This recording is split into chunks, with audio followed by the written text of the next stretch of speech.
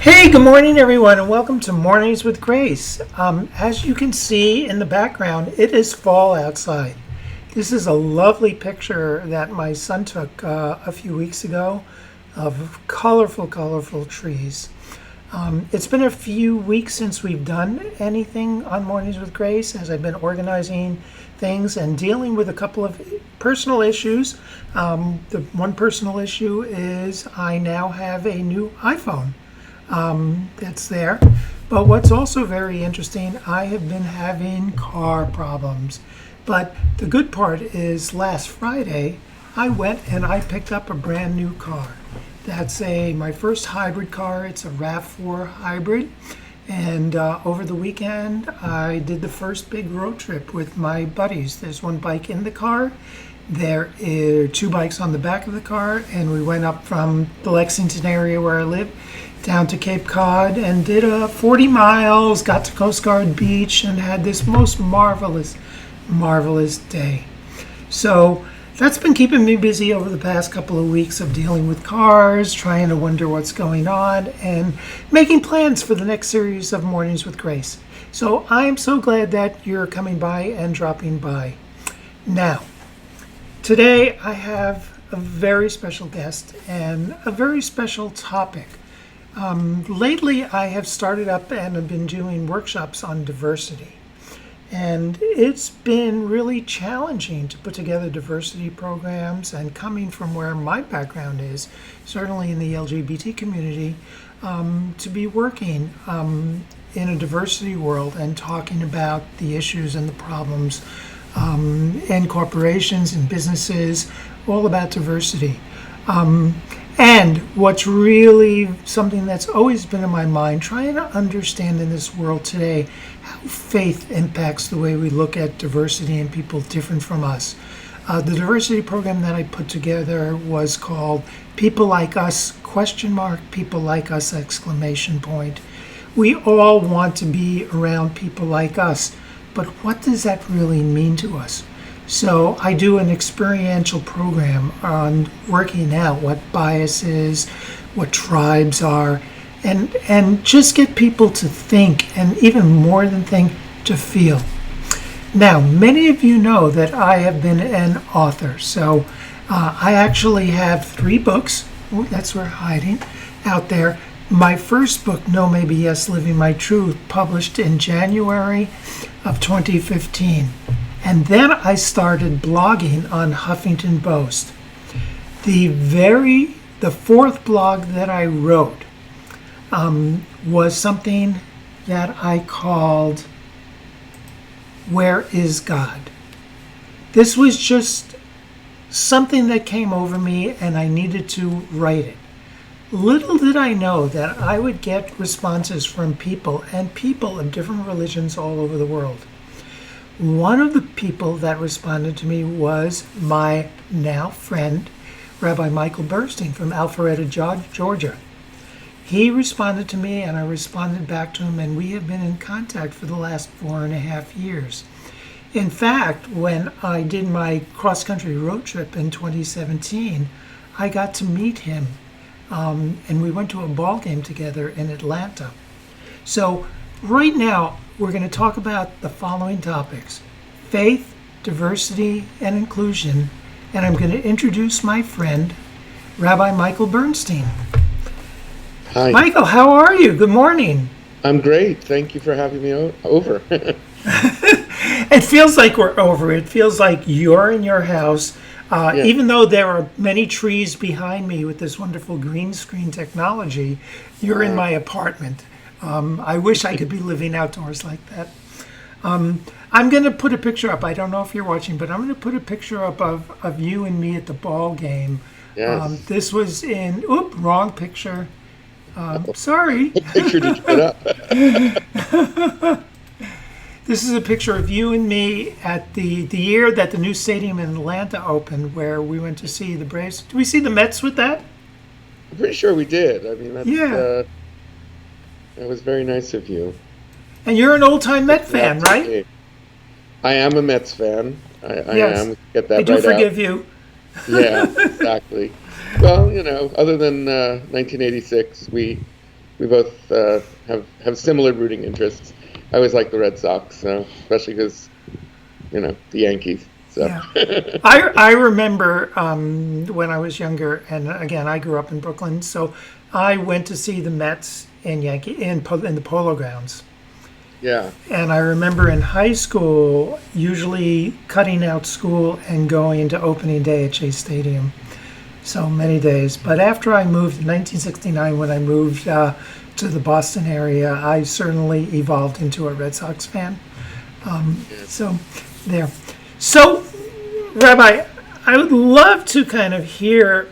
I know that you are very active in the diversity community down in Alpharetta and Georgia, and you've done so much work, across the spectrum of race, of ageism, of LGBT rights, and I'm very involved. And in this world today where there are various people and faiths that are preaching divisiveness and things that are different, I would love to hear, and we can go anywhere in this conversation, of how your faith informs your activist parts in terms of supporting diversity and how you got involved with it, how it's been important to you, and again, if you can tie a little bit how your faith is involved with all that. sure. Well, I think the first thing I would say is that there's the obvious part that this is a divisive time, and there are forces. There have always been forces that have tried to divide, but it feels like there's an intensity to that, and yet at the exact same time, it's a time of unprecedented opportunity to meet people who are outside your circle, right, outside your tribe, if you want to put it that way. I often think about this with my Muslim neighbors and some other just faiths and backgrounds that it was much more difficult to make the connection with in the past, and at the very same time that there is this real sectarian situation in parts of the world and even in ours, there is an opportunity to sit at a table with someone as easily as just calling someone up and saying, I'd love to meet you, I'd love to go for coffee.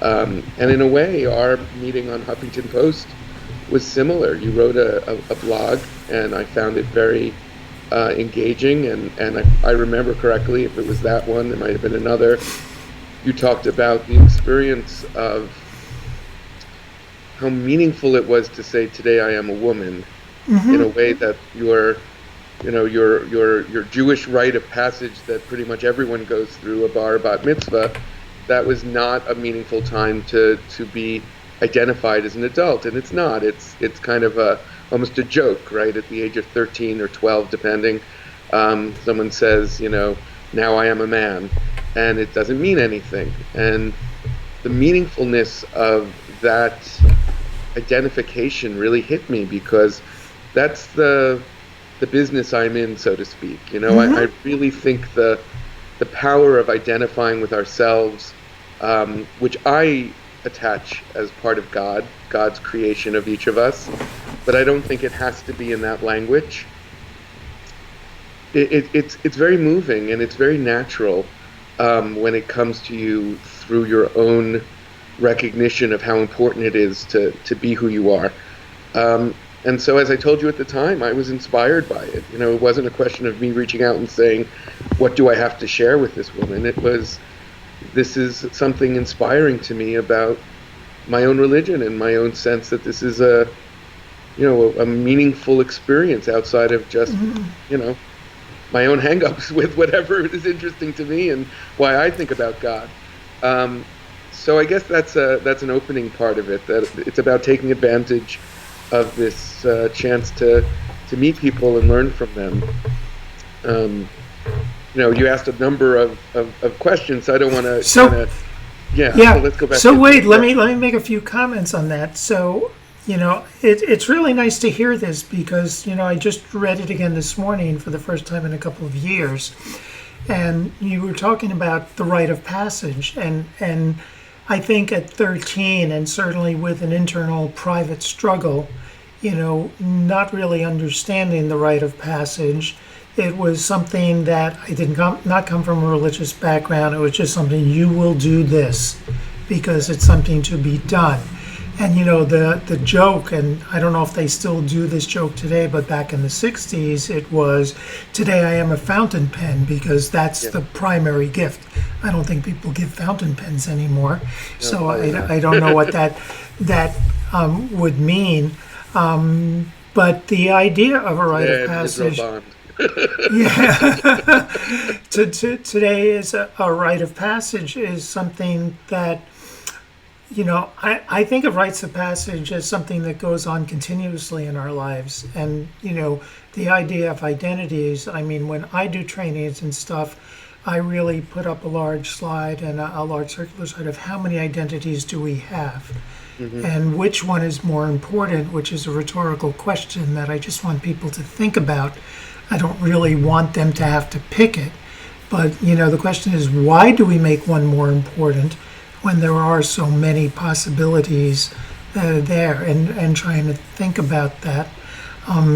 Also, the idea of you saying that, how do you introduce yourself and meet somebody that's different? In my newest book, Handbooks for Humans, one of the guidelines is acceptance must precede understanding.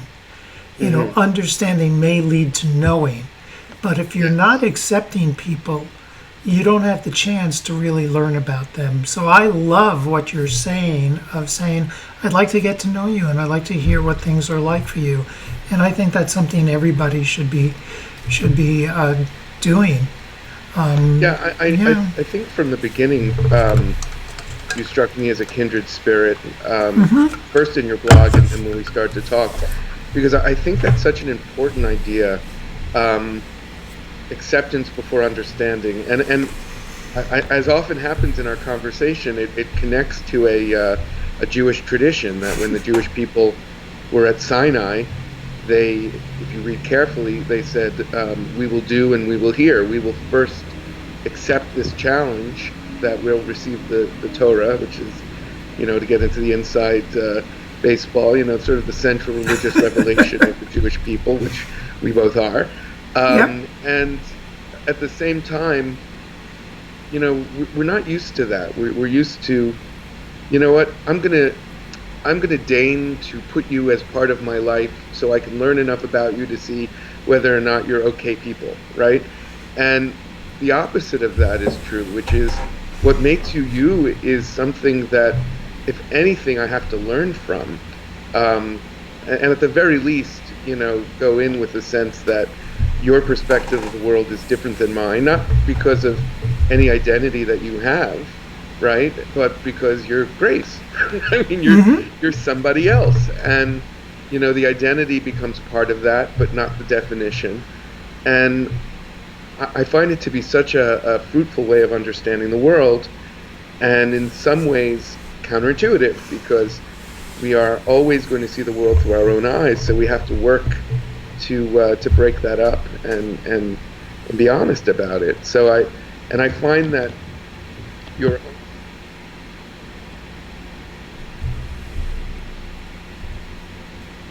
Michael, you froze on me.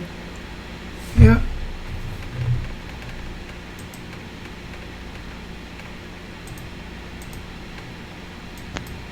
Have I been on the whole time? No, you haven't.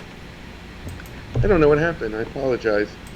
Everything is plugged in, so I don't know why that happened. All right. Anyway, what I was saying in that vein was, am I still on? I am not sure if you're still on. I'm going live, but I see you on Skype, but I don't see you on. There you are. You're back. All right. I hope that doesn't happen again. I have no idea why it did, but I guess the screen didn't think I was still here. Well, you're there. Okay, so we're back, and anyway, this is live recording, so this is what happens in the world. So so you were back. Yeah.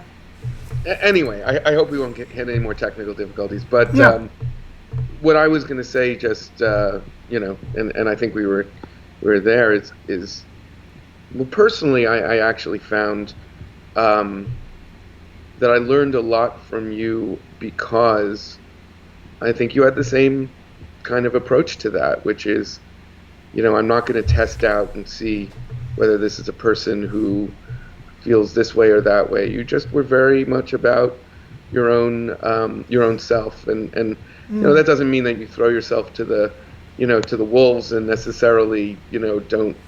We all have to protect ourselves, but once you're going to try to make the connection, it really is most important, as you said, to go in with the understanding this is a person who I want to have a connection to. I want to learn from. So, sorry, Yeah. I got thrown off there for a second. But anyway, hopefully No, we're back on track. that's okay. One of the things is sometimes when I do trainings, I have this little saying that, you know, I don't know if I've originated it, but I call it Grace's paradox, in that I say we're all the same. Each of us is unique. And Yes, the idea of, because we are each unique in how we think, how we feel, what our experiences, what our beliefs are in there, we want to be with people like us, but there is a limit to what that us means in there as, exactly. And yeah, this is something that people find surprising from a person, of faith, trademark, yeah, But, to the extent that I'm seen that way, I think people think that faith is all about unity, and we are all the same. And I think that the much more powerful recognition is difference. The idea that we can be created in a unique way, or that we are unique, it doesn't have to be necessarily religious language, is to me much more powerful than unity, which is almost always, um, you can move towards unity, but you can't have perfect unity. There's a saying that the only person who can't become a righteous person is someone who thinks they're a righteous person. And I think that's the same thing. The only person who can't move towards unity is someone who says, "Oh, I don't see color, I don't see sexuality, I don't see any of those things. We're all the same." And then they're really not opening themselves up, again, not necessarily to learning about one identity, but of the people who may have different perspectives shaped, by that identity. Uh, so I think that's yeah. a beautiful thing. I think the commonality that we all have as human beings is that we need to belong to something. We we need to be seen and heard. And when we start blocking that from each other, we're not really giving the gift of allowing the other to be as human as we are, as human as we want to be, as the That's human beautiful. as we should be. Yeah, I think that's beautifully put. Yeah. And I will say this too: is there's a simplicity to this idea. You don't need, to show your work on a blackboard and figure the whole thing out philosophically. And yet, it takes a real shift of, I think, you know, you almost feel like you're being tricked if you see the world that way. Like someone wants me to let my guard down. And in a way, it's the other way around, which is we are constantly putting up those barriers. We evolved to do that. We are constantly looking to protect ourselves. And there are times that you have to, and perhaps identities that have true vulnerability that need to have that protection. I don't begrudge anyone who says, I'm not just going to walk into this room and feel, whether it's being Jewish in a place where that is a vulnerable identity, which perhaps is becoming more the case, or issues of sexuality and gender, which I think are raw for many people. And no one has to put themselves in that position. But if you're going to have a friendship, and again, I'm grateful that that we were able to have that Yeah. connection. It requires that willingness. So as we're chatting here, there are two questions kind of dancing in my mind right now, and they're kind of hard questions. So Sure. if there's not something you want to kind of comment or address, I'm okay with that.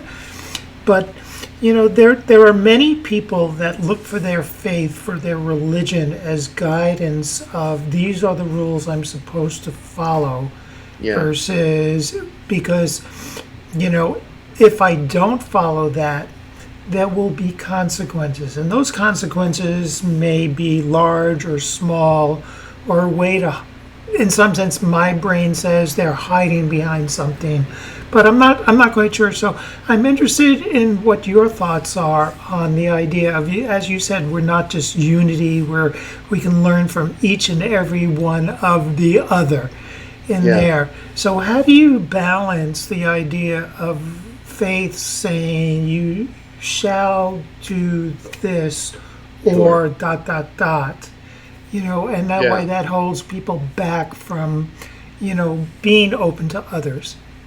So first, I think I'm very lucky. Um, I I also at my bar mitzvah did not feel particularly that it was meaningful.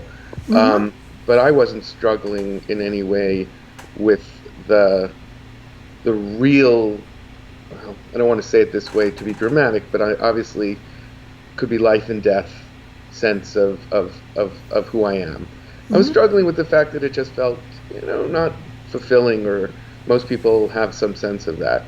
And the development that I had over time came from a perspective of, not fill the void, but justify it. Justify the sense that, it's not that easy. It's not that God just touches you and suddenly it all makes sense. So for me, becoming a rabbi was about answering questions, or even more, I think, accurately, finding a meaningful way of saying that these questions don't have the answers, especially the ones that have been given already. For whatever reason, I attach myself to the question of, if there's a God, why is there suffering? This is not exactly a new question, but it pushed me not to find answers, but to reasonably understand that if there, and that question itself is a microcosm, right? Why would God do this? Why would God make that happen? And while it wasn't immediate that I attached that to identity, later on it did. Like, why would there be rules that would exclude people? Why would there be rules that would make people feel that their only way to get to God is to lose themselves? And I have many friends, who've come to very similar places as me, but they started with a lot more baggage around this. And we all have baggage, but this was their baggage. Some people where they grew up in a place where it was, driven into them. You are the least important part of the equation. Your job is to cancel yourself out in order for God to come in. And only later do they learn to love themselves, really, even if they are, convinced that they're loved by God. They have to, find a place to love themselves. So for me, the other part that I'm lucky about, and it just is what it is other than being Jewish, which I take as one of the greatest gifts I could be born with, because, I don't know any other way I could be born. I got lots of privilege. I can explore this without feeling, finding somebody who looks like me, who has the background and everything else. I get a lot of room to explore this without people thinking I'm trying to blow the system up for my own sake. And maybe that gave me the space to really try to find something meaningful. And I will say one other thing, because I know this is a little bit, again, coming from, we've shared some of this before, so you understand where I'm coming from. I don't know how it comes across to someone who just sort of sees someone who, looks like what many people would imagine a rabbi looks like. But the power of realizing that that is not, the limitation of the role, or the limitation of who we are, that we don't have to sort of just fall into our stereotypes. I apologize for this, but I have no idea why this is ringing. Is that now I am not what a rabbi looks like, right? I mean, there used to be, or there still are, people who have shirts on that say, this is what a rabbi looks like, and people look at it and they say, oh, a rabbi can be obviously a woman, a rabbi can be older than, and just starting out in the rabbinate, a rabbi can be of every possible background. People don't necessarily completely accept that, but it's much more part of it. And I think that one of the reasons why that speaks to me is because I'm not who I am because it's a cookie cutter identity. It's something that I feel we live in very powerful times that can be understood. Because what does it mean to be a rabbi if, one of the most inspiring people I know is an African American woman who is a rabbi, who also, is gay. I hate to, the words as they come out feel like, too defining, but for some people it's like, oh, so what do you have in common? And what I have in common is the Torah and God and being Jewish. And it just enforces how powerful that is. And again, as I say this, you and I talked about this, I hate putting it in terms of here's an identity, there's an identity. Right. But sometimes, it's needed to break up people's sense. And because I come from the place that if I wore a shirt that said this is what a rabbi looks like, people would say, why are you wearing that shirt? So there's a role to be played by people other than me that is exciting. And, I try to be humble in the face of it. Yeah. Yeah, I want to share with you the first Mornings with Grace that I did. I interviewed a friend of mine who was a singer. Her name's Lori Diamond. And when we were talking about acceptance and understanding, her comment was so beautiful, and she said, this idea of acceptance, we need to even break that down further. And it's not so much acceptance, but we need to celebrate people. We need to celebrate each and every person. And I love that. I love talking about that you're different. You're human. I want to celebrate you for your humanity. Exactly. In there. And I love what she said, and I've been repeating it over and over again. Yeah. So Michael, I would love to hear some of the work you've done. I've known you've done so much work within the diversity communities, certainly in your area, but I think even further and wider in there. So can you share with us and the viewers, some of the things you've accomplished and been part of over your lifetime? Yeah. It all comes through friendships, honestly, and Yeah. it's all. I mean, I never feel like I've accomplished that much in terms of, again, some of my colleagues, some of my friends are, they truly have that resume. I'm the rabbi of a congregation. It's a wonderful congregation called Gesher LaTorah, which means bridge for the Torah, bridge for teaching, in Alpharetta, which is a suburb of Atlanta. And that is my main identity. When I was in Philadelphia, I was the rabbi of a congregation there, Beth Am Israel, Springfield, Massachusetts, B'nai Jacob. I have never been a rabbi who, is the head of an organization or even working for an organization that is committed itself to social justice. I have myself just tried to seek out more opportunity to get to know people. And then in the cases, probably the main political work that I've done is here with the LGBTQIA community. I personally have come to like the word queer community, but I preface it in, certainly I know it can jar for people, but I think it's inclusive in a way that it's inclusive in a very big way that doesn't require lots of assumptions and so on. So I'll use it, but please don't feel that I use it lightly for people for whom it has different connotation. So in the queer community in Atlanta, it's a very live fight. It's civil rights right in front of you. There are Absolutely. RFRA bills, religious freedom so-called bills, every year.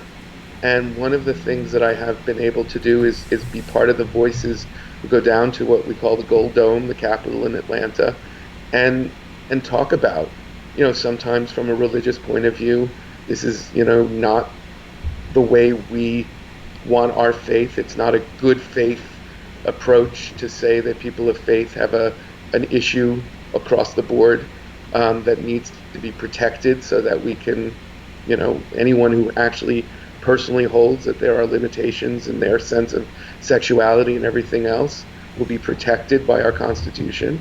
And it's much more important that other people are protected in their lives, that they can't be fired, that they can't be discriminated against in any way. You can't be told by somebody that they're not part of the world of a person's faith, and therefore they could be treated as less. So that's the thing I feel most connected to, and I was honored in a really powerful way to be offered something called the Michael Kinzer Rainmaker Award, and from a group called Sojourn, which is Southern Jewish gender and sexual diversity advocacy group that I'm now on the board of, for the work that I did in part of this work with a lot of my colleagues. And I'll say one other thing, just for people who are listening in Atlanta or anywhere who are interested in this. The Jewish community here is amazing on the issue of fighting for this particular community, for gender and sexual diversity. There is not a single rabbi in town who will stand up on the other side of this issue. Sure, certainly there are rabbis whose sense of Judaism does not extend to finding holiness in same-sex relationships the way that is very important to me.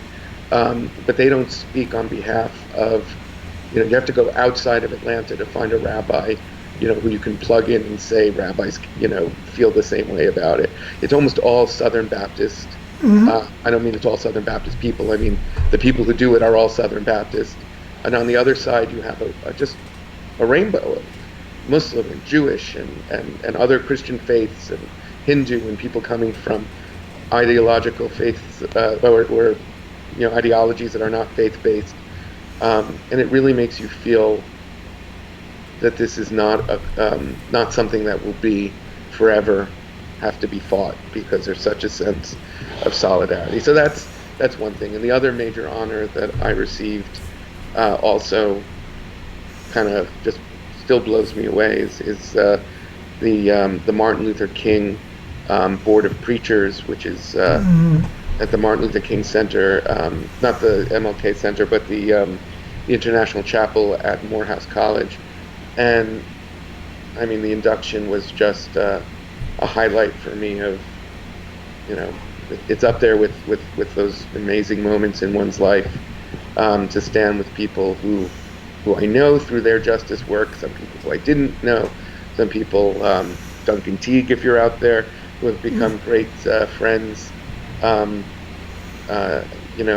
just in the work we do, but just friends in town. It's amazing. So those are the things I get to put on my wall. Everything else is really just trying to show up for people who, who can be in need of a voice along with them. And I guess the other thing that I've done recently is I went to Nogales, Sonora, which is the Mexican side of Nogales. There's also Nogales, Arizona, a program called Kino Border Initiative, and we went, to see for ourselves what's called the Comedor, the place where mostly would-be asylees or hopeful asylees, people who are trying to get into an asylum claim from Mexico or from other countries that have traveled through Mexico, just where they're given a hot meal and given an opportunity just to to be treated, I mean, like human beings, really, Yep. which unfortunately, once if they are able to come across legally through the asylum process, they're not really fully treated like human beings at that point. Right. And so that's been a powerful experience and something else that I've found myself moved by. So that's the resume, Grace. So, I love the way you went through that. You started out, well, I have done nothing, and I hear the humble, I hear the humility, and then I hear the power of how people see you, and how people see the beauty in you, and the idea of I totally understand that. I think many of us get to live our truth and live our lives, and we're not even knowing that we become role models for others. And that's what I'm hearing coming from you. You are doing what is in your heart and what is the truth in your heart, and you're making a huge difference in the world. And even though you're saying, I'm not intending to do this, people are recognizing that difference that you are making. So the simplest thing I can say is thank you for being you. Thank you. And Yeah. I will say this too. I am very lucky that often I do get to hear how people feel. I mean, what you said is true. So many people do their work and they don't know who they've impacted, and that's true for all of us because Right. it's a big world. But I have had people say to me that something I wrote was meaningful to them, or Yeah. something they saw me do was meaningful to them. And it is a catch-22 because we are living in a world. I mean, I don't know if this phraseology is everybody's sort of. I've read people talk about, the getting the cookies, right? I show up and I'm looking to be rewarded as a white ally or as a straight Right. ally. And so I'm very conscious of that. And at the exact same time, you forget, just on a human level, when someone comes up to you and says, it means the world to me that you're here, or I never thought I'd see a rabbi, especially a conservative rabbi, which is not a political designation, but a religious designation, but Right. still people assume it's a certain kind of role. That's not the people who are going to come out. And I'm lucky. It's not a thankless job. It's a thankful job. Yes. And it means so much to me. And Grace, I know that, you and I have joked before, like we're professional in our identity, right? Like if someone comes up to me and I'm wearing my yarmulke, my kippah, Right. and they say, "Can I ask you a question about Jews?" I'll say, "You can, because I'm a rabbi, and that's good. Like I'm happy to answer anything you have to ask." But don't extrapolate from there that you could just pick up any person on the street who's Jewish and say, "Can I ask you a question Yep. about Jews?" Because that's not our job. It's my job. And I feel like, you've also carried this, right? I mean, the fact that you are putting out there your truth, which is in part, a story of being a transgender person, a person of, who's transitioned in a certain way. That's a real, act of, to the extent that it's courage, it's effort, it's energy. It makes lives of people better, but it shouldn't be an expectation on anyone because of who they are and how they live that they should have to tell other people or expose themselves to people. So Yeah. it's a real work in the world, a holy work. It's why we got to meet each other because we both do that. Right.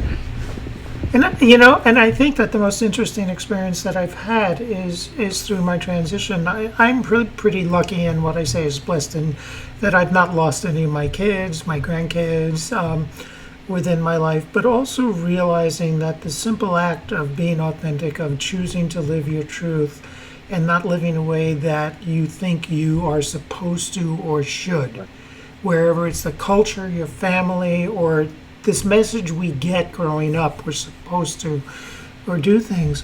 It allowed each of my kids to be freer in expressing their truth and realizing that I role modeled something, and it was not about gender, it was about authenticity. So Yes. when I think of myself as, yes, I'm trans, I'm in the queer community, but I think of myself as the authenticity person. That's the message that I try to send out into the world. And I so know, I'm pretty active on Facebook. I do things politically. I do things, but people get to see me live my life. And it's not that I have intent of doing anything for them, but I know that I am planting seeds by living free and authentically. And that's the best way I can choose to live as I finish up my life transitioning late when I was 72. I think we lost you again, Michael, in that, but I think I'm still talking. So hopefully you can get back into the Skype window. Is there anything you can be doing there? I hope you can hear me. So gang, I'm really not 100% sure if Michael's with us right now in the Skype window. Oop, here he comes. He's going to come back in a second.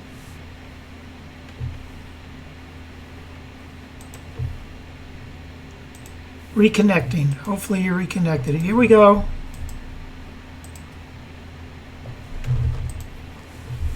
Michael, you there?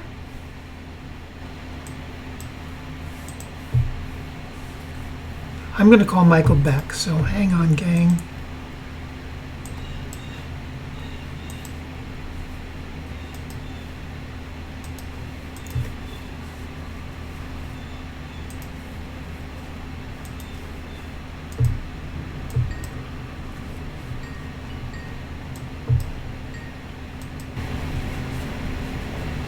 I'm so sorry. That's okay. You are back, and I'm glad you're back, and I can see you here. I had just finished up kind of talking a little bit about, the idea of planting seeds and having no expectation of actually getting any response from that. But I know that every now and then it makes a difference.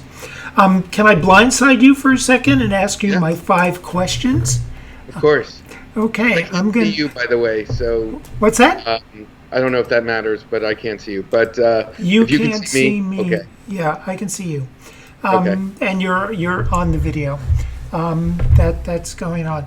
So the 5 questions. I'm gonna switch my screens and I'm gonna read them to you. The idea is that when I use the term magic, it means what is your special quality. Okay. So the questions are about what's your magic, how and when does it appear, do others recognize it, what's the impact on you, and have you had any unintended solutions that you've experienced by your special quality impacting people. So what's your magic? What's your special quality, Michael? I think, honestly, I see a lot of different ways that people see things. I feel like it's a gift that I am very grateful for. That I can really understand and hear from people and try to learn from them and question my own assumptions at the same time, without, hopefully, without losing a sense of what I stand for. You said it's a special quality, it's magic, and I've always loved reading and interpreting and finding various ways of interpreting, and I think that for me it translates into understanding when people are talking about their story, not imposing my way of seeing it, but learning something from the beauty of their story, the connections, the aesthetic possibilities. So yeah, I mean, I think and I'll say this one last thing is it's a quality that a rabbi is supposed to have with text, to read it and where things connect and so on. And I feel like it's something that I can do as well. I mean, I try to weave people's experiences into text when I'm preaching, for want of a better word. But as a pastor, I find that I am, as a chaplain, as a pastoral personality, I find that something that comes to me and often is rewarding. Now, at that rewarding, have you experienced any unintended solutions when you've been there, being able to listen to people and understand their viewpoint, even if it's different than Absolutely. yours? I think the unintended solution comes in, and I use this word advisedly, but the non-binary thinking. Yeah, Um, I think if you go in with your own experience and then you accept another person's experience, there can be a binary to it. I'm stretching by understanding what someone on the other side of the aisle, if you want to use that very common language, as opposed to I'm talking to a person, and people are not binary. None of us are, right? Even though in a very particular way that's a part of a person's identity if it makes a major part of their life. But none of us are binary because binaries are ones and zeros, We're made up of, flashes of electricity that add up to something that's more than ones and zeros. And if you really listen for it, it breaks down your own binaries and you right. realize it's not a choice between these two things. Sometimes you I have to like make a that. choice, but you're not, Yeah, but you aren't that choice. You are more than that. yes. Uh, yes or no decision. So the unintended solutions come because doors are open and light is breaks through, and maybe you see a possible way that you can relate to somebody without sacrificing something in yourself or patronizing something in them. What I hear is you are willing and role modeling how to make every moment a wow moment. Mm. Yeah, I mean, Yeah, and I find that in the Jewish tradition, but I think it's part of the religious phenomenological tradition, right? God yeah, enters in every moment, not to impose, but to break up. For me, the world has so many assumptions that you don't need outside forces to tell you things. You already know for sure certain things that now you realize you don't really know for sure. God is the part, in my understanding, that breaks up your certainty rather than impose it, which of course may be the opposite of the way that a lot of people experience God or talk yeah, about God. But it's for me, that's the wow moment. That's the yeah. moment of awe, to use the words of a famous Abraham Joshua Heschel, a Yep. famous rabbi. Um, and if could I add just one thing Sure. in vein? You and I were talking about this before, and I think it's worthwhile. The difference between diversity and inclusion. Yeah. It's counterintuitive, I think, because diversity sounds like difference, but I think diversity is difference for the sake of unity, because diversity is like I need to put on my team representatives of different groups so that I can say my group represents Yes. everybody, which Yes. it never does, because even if you put 100 different types of identities, the goal shouldn't be to represent everyone. It's not the way it works. And diversity for me feels like something objective, like I have the power of casting, and I'm going to cast the people who I'll go out of my way and I'll get credit for it, but what have I really done?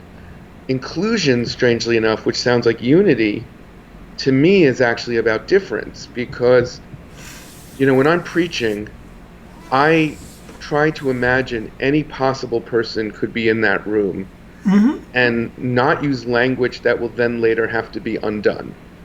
So I won't talk about a family and assume, I mean, it might be a particular family that has a heterosexual relationship at the center of it, but I won't say it in an assumption like all the moms and dads out there, right? Right. I'll try to say various language, and I don't say men and women. I try to say every gender, even if there isn't anybody in that room who picks up on it. There probably is somebody who will pick up on the fact that they know somebody who would feel more included that way. Right.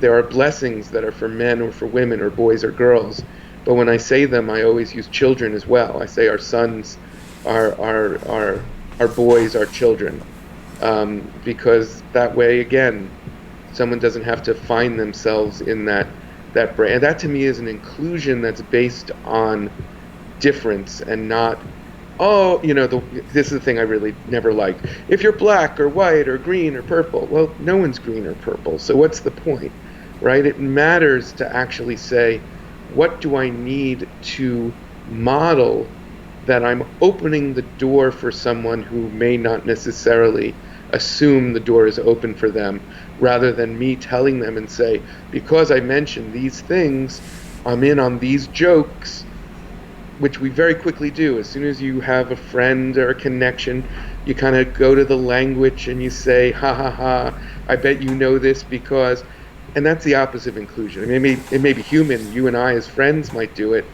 but inclusion is, I thought of something really funny, but it's not worth saying it. Maybe other people won't find it funny because it comes from an assumption.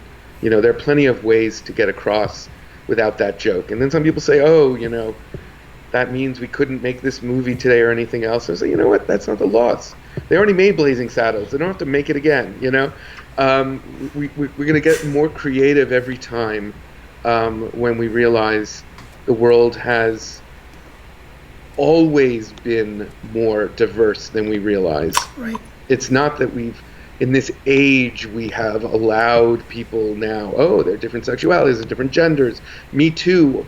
These aren't eras. These are just discovering things that have been painful for other people than me for a very long time, and becoming more aware, and then doing what's responsible, which is trying to use your language in a way that opens it. So that to me is why I use inclusivity, although the word itself sometimes it almost feels the opposite than diversity. So that's my soapbox. I appreciate your soapbox, and I appreciate you bringing it up. It is a huge, huge problem. When I went out and was doing a training, there were people saying diversity was just a numbers game in terms of the college administration, and they didn't like that. I totally get that. And I think a lot of what you've already talked about is what I went back and say, it really ultimately comes down to each one of us and our relationships with other people. It starts at the ground level in relationships. We have lots of work to do one-on-one before we can change the culture and the society as a whole. And I am really proud to know you as a person who has been honored in doing that kind of work and really do that. And you inspire me to be doing that. I'm hoping to be able to do more of that kind of work in the future. It's not something that I've done a lot in the past, but it's something that I'm getting myself into. And I just want to say that we're running almost like 50 minutes in right now. So this has been amazing. And I'm going to ask you, is there any other thing you want to add before we say we call this a program for the morning? Well, I just want to acknowledge that that you gave me an honor as well in writing a preface. I think it was your second book. I was very proud to do that, and I will say one last thing, I guess, for me is the beautiful language that you cited of one of your first shows, and that you said that you said yourself actually, that we're all the same in that we're unique. Yes, each of us is the same. We're all unique. So I will just end with this last little piece of Torah, with this little teaching, which is one of my favorites, and it shows that even in their, ancient times, or times of the Talmud, which was around the beginning of our Common Era counting, they understood this, and they said, what makes God as a sovereign different than a regular sovereign is that a sovereign stamps coins with an image, and they all look the same. That's the point of it, right? So I can use my coin or your coin, and it all has the face of the king or queen on it. Mm-hmm. But God stamps us with the same image, God's image, and it looks different for every single person. And each of I love that. Yeah. And it's one of my favorite pieces, because you look at it and you say, here's something that came out of this time that was before we knew diversity and complicate. No, it was there. They knew that the only way the world works is if we are all in God's image, so nobody can claim to be, better than anybody else, and yet we're all unique. so that nobody can say, if I don't get this one, I can use another one. Yep. This person is replaceable for me. 3 people versus 10 people. 10 is more important. It's each of us cannot be replaced, and it's been a basis of our friendship too. And Yeah. I'm very grateful for it. So thank you for having me on, Grace. Thank you. So, Michael, hang on the line. I'm going to go to the closing screen and just say that it's never too late to be your unique self, and I'll talk to you in a minute, Michael. Okay. Staring out your window again, you're thinking about how careless you have been with the hearts and minds of others and the mother you let down. But what you need to know is that forgiveness abounds. It's never too late, never too late, never too late for love. It's never too late, never too late, no, never too late for love. And though you might believe you've been wandering too far, it's never too late for love.